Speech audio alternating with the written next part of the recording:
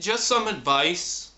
You might not want to pick up a fight against Ironhide. You probably don't want to be on his bad side. Reason number one, the gun.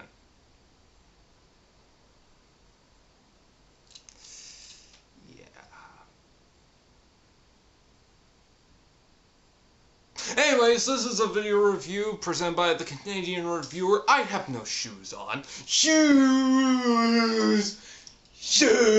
Anyways, I've got a new video review for you guys.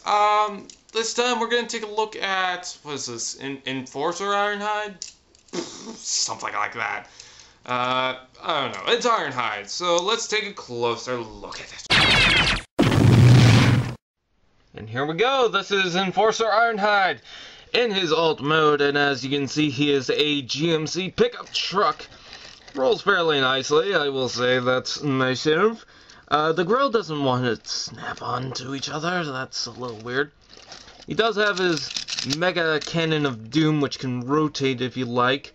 So you got that action. You can combine them to the sides if you like. You know, there's pegs all around, and there's also a peg hole on the top of the gun, so if you wanted to, I don't know, put another gun on there, you can do that. But once again, that's here, aha. So you got that. Want to snap in? There we go. And it's got an Autobot logo on the front, which is big and black. It's all good in goodness. It does have an orange stripe, so this is painted like the G1 version, except with black. So I like that movie attribute, but also it has its G1 colors.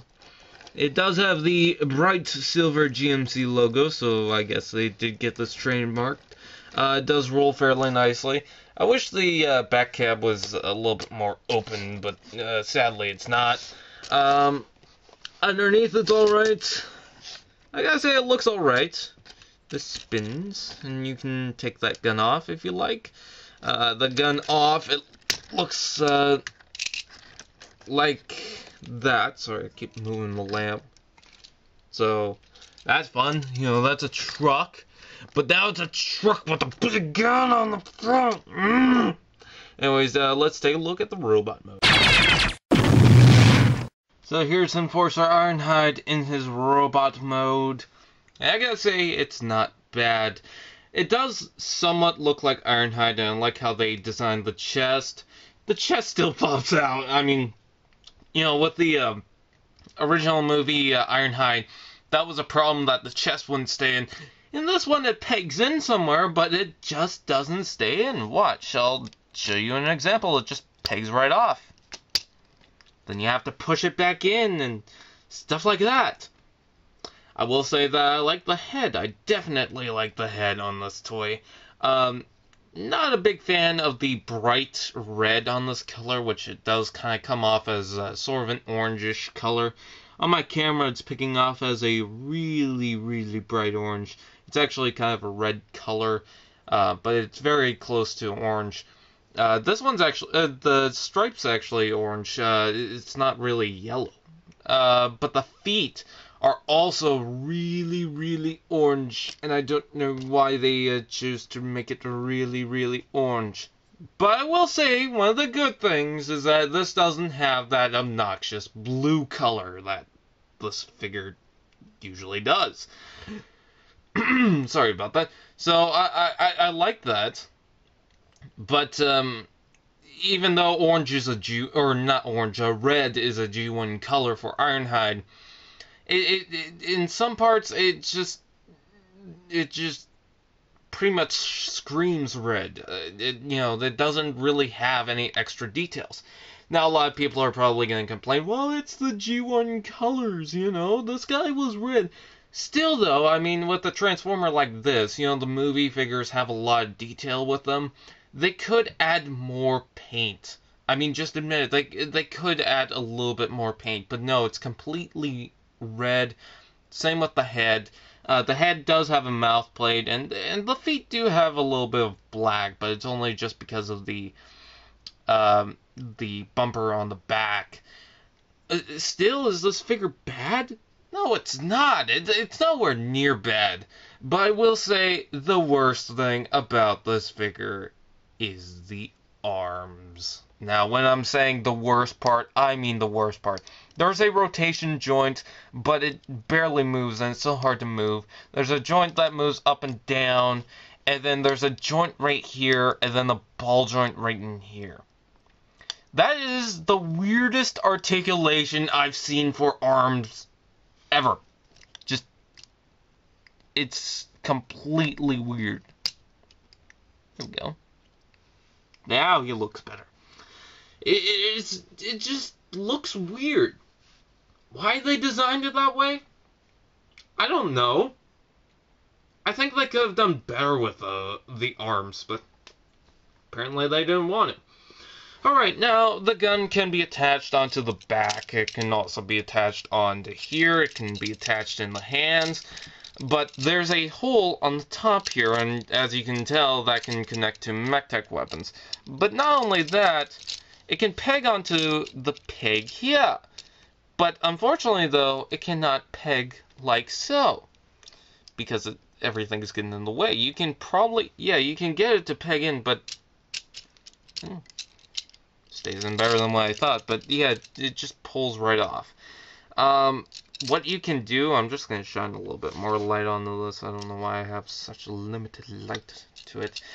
What you can do is you can actually rotate this around to where the claw bit is coming out and peg it on like that if you want. So you get two different ways for your gun. Of course you can peg it onto this, but then you don't really get much reach for that. Also, this cannon thing gets stuck sometimes. That's kind of good. Of a good thing because it extends it out. I wouldn't recommend smashing it, of course, but whatever. So there is Enforcer Ironhide in his robot mode. What do I think of it? I think it's actually pretty good. It's decent. I will say that. Now, I will say that the paint apps are a little bit of a pain, just because the paint apps, I feel like they could have done better with. You know, there's a lot of potential in this figure, but then again, when you look at some of the Dark of the Moon figures, some of them don't really have that much for paint details, like Starscream. I mean, ooh, he has the stripes, but he doesn't have much after that. So when I look at a figure that actually does have paint details from Dark of the Moon, it works. I just wish that they could have focused more. Sorry, my English is stupid today. I just wish that they had the head a little bit changed. Not mold-wise, because the mold is nice. Coloring-wise. And the feet, I wish they were a little bit more painted as well. In fact, this entire figure could use a little bit more paint. It's just that, even though his car parts does have red, and of course, you know, the robot mode's gonna have bits of red as well, it just goes a little overboard, and some entire parts are painted red. Even though that's just the armor that's really painted red. I mean, underneath, you can tell this guy is supposed to be gray and black and stuff. Maybe. I don't know. Anyways, so what I recommend it? It's a good figure, but let's take a look at my overall review. So would I highly recommend Ironhide over here? I definitely would, if you want them. I mean, the previous Ironhide, you know, the first molds, I think they were more fun, more active, especially with the arms. But overall, he's not horrible. I will say he's not horrible, but he could use some improvements. And, you know, as soon as he gets improved, that's a better figure in my case. Anyways, that is all for now. I'll see you guys next time. This is the Canadian Reviewer. I'm going to eat some bacon!